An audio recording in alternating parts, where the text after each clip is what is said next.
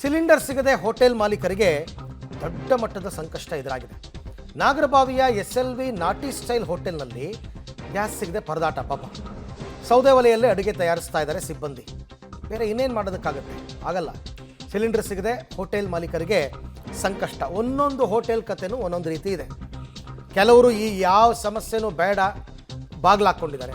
ಕೆಲವರು ಮಿನಿಮಮ್ ಮೆನುಗಳಲ್ಲಿ ಅಡುಗೆ ಮಾಡ್ತಾ ಇದ್ದಾರೆ, ಸ್ವಲ್ಪ ಗ್ರಾಹಕರನ್ನ ಬಿಟ್ಕೊಡ್ಬಾರ್ದು ಅನ್ನೋ ಕಾರಣಕ್ಕೋಸ್ಕರ. ಆಮೇಲೆ ಅವರು ಕೂಡ ಈ ಬಿಸ್ನೆಸ್ಸೇ ನಂಬ್ಕೊಂಡಿದ್ದಾರಲ್ವಾ, ಅವ್ರ ಜೀವನವೂ ನಡಿಬೇಕಲ್ಲ. ಹಾಗಾಗಿ ಏನಾದರೂ ಮಾಡಿ ಸರ್ವಿಸ್ ಕೊಡಬೇಕು ಅಂತ.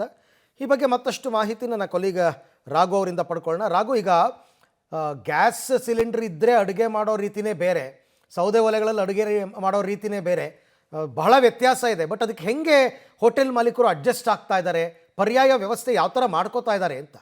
ಅರವಿಂದ್, ಬೇರೆ ಆಯ್ಕೆಗಳೇ ಇಲ್ಲ. ಇತ್ತೀಚೆಗೆ ಒಂದಷ್ಟು ಟೆಕ್ನಾಲಜಿಗಳನ್ನು ಬಳಕೆಯನ್ನು ಮಾಡಿಕೊಂಡು ಕೂಡ ಸೌದೆ ಒಲೆಗಳ ಮುಖಾಂತರವಾಗಿ ಅಡುಗೆಯನ್ನು ಮಾಡ್ಬೋದಾಗಿದೆ. ಆ ರೀತಿಯಾದಂಥ ಒಂದಷ್ಟು ಎಕ್ವಿಪ್ಮೆಂಟ್ಗಳನ್ನು ಅಳವಡಿಸ್ಕೊಳ್ಳೋದ್ರ ಜೊತೆಯಾಗಿ ಅಡುಗೆಯನ್ನು ಮಾಡುವಂಥ ಪ್ರಯತ್ನಗಳನ್ನ ಮಾಡ್ತಾ ಇದ್ದಾರೆ. ಎಂಡ್ ಆಫ್ ದಿ ಡೇ ನೀವು ಸೌದೆ ಒಲೆ ಅಂತ ಹೇಳಿದಾಗ ಹೊಗೆ ಆಚೆ ಬಂದೇ ಬರುತ್ತೆ. ಆ ಹೊಗೆ ನಡುವೆ ಈಗ ಅಡುಗೆ ಮಾಡಬೇಕಾದಂಥ ಪರಿಸ್ಥಿತಿ ಬರ್ತಾ ಇದೆ. ಈಗ ಎಕ್ಸಾಂಪಲ್, ನಾನು ಇರುವಂಥ ಹೋಟೆಲ್ ಒಂದು ನಾಗರಬಾವಿ ಮುಖ್ಯ ರಸ್ತೆಯಲ್ಲಿರುವಂತಹ SLV ನಾಟಿ ಮನೆ ಅಂತೇಳಿ, ಇದರ ಒಳಭಾಗದ ವಿಜುವಲ್ಸನ್ನು ತೋರಿಸ್ತೇನೆ. ಕಂಪ್ಲೀಟಾಗಿ ಹೊಗೆ ತುಂಬ್ತಾ ಇರುವಂಥ ಕಾರಣಕ್ಕಾಗಿ ಬರುವಂಥ ಕಸ್ಟಮರ್ಸ್ಗಳು ಕೂಡ ಹಿಂದೇಟನ್ನು ಹಾಕುವಂಥ ಪರಿಸ್ಥಿತಿ ನಿರ್ಮಾಣ ಆಗ್ತಾಯಿದೆ. ಕಾರಣ ಇಷ್ಟೇ, ಹೊಗೆ ಇದೆ. ಹೊಗೆ ನಡುವೆ ಅವ್ರುಗಳೆಲ್ಲರೂ ಕೂಡ ಊಟ ತಿಂಡಿಗಳನ್ನು ಮಾಡಬೇಕಿದೆ. ಸೊ ಆ ಕಾರಣಕ್ಕಾಗಿಯೂ ಕೂಡ ಒಂದಷ್ಟು ಜನ ಇಲ್ಲಿಗೆ ಬರೋದಕ್ಕೆ ಹಿಂದೇಟು ಆಗ್ತಾ ಇದ್ದಾರೆ. ಬಟ್ ಆದರೆ ಬರುವಂತಹ ಪರ್ಮನೆಂಟ್ ಕಸ್ಟಮರ್ಸ್ಗಳು ಈ ಹಿಂದೆ ಯಾರೆಲ್ಲ ಬರ್ತಾ ಇದ್ರು ಅವರನ್ನು ಬಿಡೋದು ಬೇಡ ಅನ್ನುವಂಥ ಕಾರಣಕ್ಕಾಗಿ ಸದ್ಯ ಹೋಟೆಲ್ನವರು ಅಡುಗೆಗಳನ್ನು ಮಾಡ್ತಾ ಇದ್ದಾರೆ.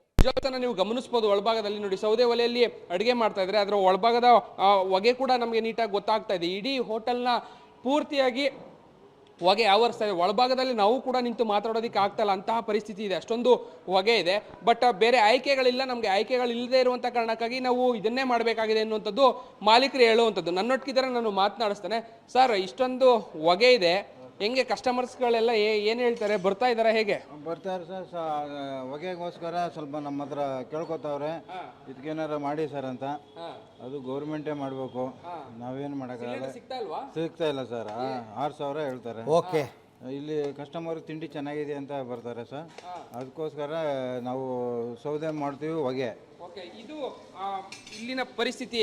ಅರವಿಂದ್, ಥ್ಯಾಂಕ್ ಯು ರಾಘು, ತಮ್ಮ ಎಲ್ಲ ಮಾಹಿತಿಗಾಗಿ ಧನ್ಯವಾದ. ಹೇಳಿದ್ನಲ್ಲ, ಗ್ಯಾಸ್ ಅಡುಗೆನೇ ಬೇರೆ, ಸೌದೆ ಅಡುಗೆನೇ ಬೇರೆ, ಆಮೇಲೆ ಕುಕ್ ಕೂಡ ಅದಕ್ಕೆ ಒಗ್ಗಬೇಕು. ಸೊ ಹಾಗಾಗಿ ಸಮಸ್ಯೆಗಳಿದೆ. ಅದರ ನಡುವೆನೂ ಕೆಲವರು ಸರ್ವಿಸನ್ನು ಕೊಡ್ತಾ ಇದ್ದಾರೆ.